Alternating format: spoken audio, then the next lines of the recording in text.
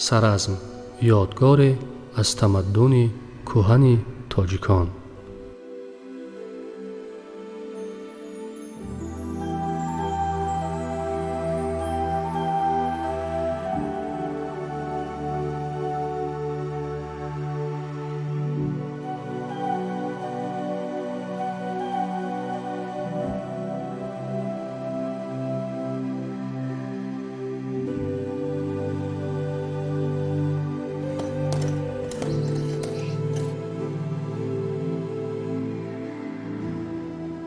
ما را ضرور است که یادگاری‌های تاریخی خود را حفظ کنیم، آباد گردانیم و با آنها همچون جزئی ترکیبی سرنوشت ملت کهن بنیادمان مناسبت نماییم.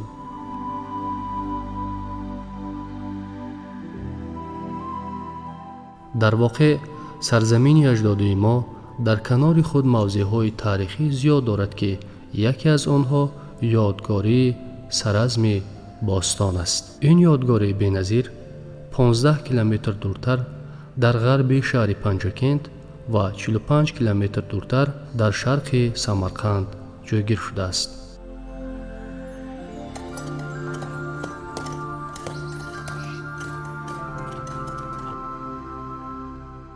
سرازم تاریخ قدیمی داشته. باستانشناسان از حدود آن حفریات زیادی را دریافت نمودند. از آخر هزاره چهارم سر کرده تا عصر ما شهر سرازم به یکی از مرکزهای متالورژی منطقه آسیای میانه تبدیل می‌یابد.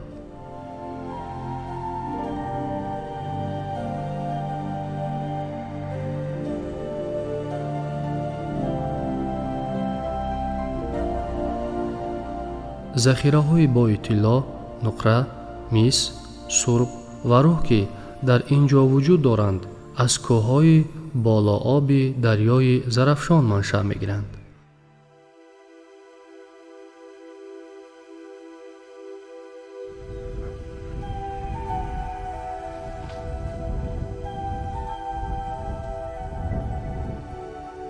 با مقصد تحکیم خاطره تاریخی جامعه و در روحیه خودشناسی و هویت ملی به کمال رسیدن جوانان نورسان، احیا و معرفی دوباره دستاوردهای فرهنگی مردم تاجیک، سال 2020 5500 سالگی شهر قدیمی سرازم جشن گرفته می شود.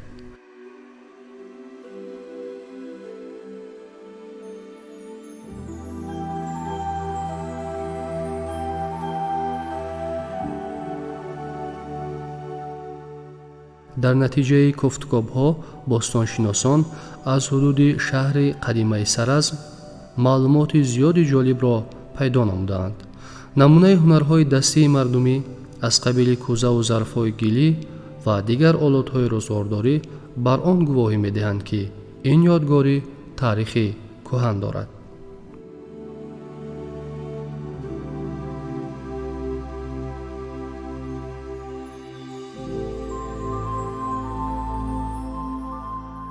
نتیجه های تحقیقات علمی باستانشناسان در سرازم در بسیار سیمپوزیوم های بین المللی از جمله در تاجیکستان، واشنگتن، پاریژ، آلمان، ایتالیا، افریقا و در دیگر دولت ها مورد شناسایی و آموزش و بررسی قرار گرفته است.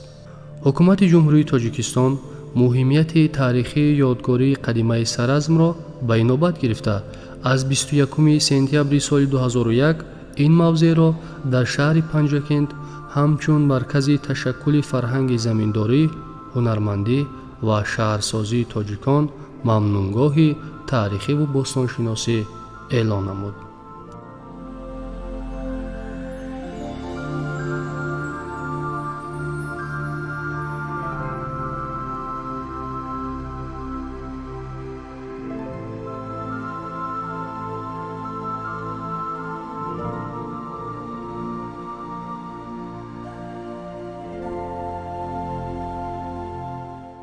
در واقع تاریخ آینه هر یک خلق و ملت می باشد. ما باید این آینه را همیشه بی غبار نگاه داریم تا که مردم و مخصوصا نورسان و جوانان راه پرشرف طی کرده خلقمان را در آن روشن و واضح دیده توانند.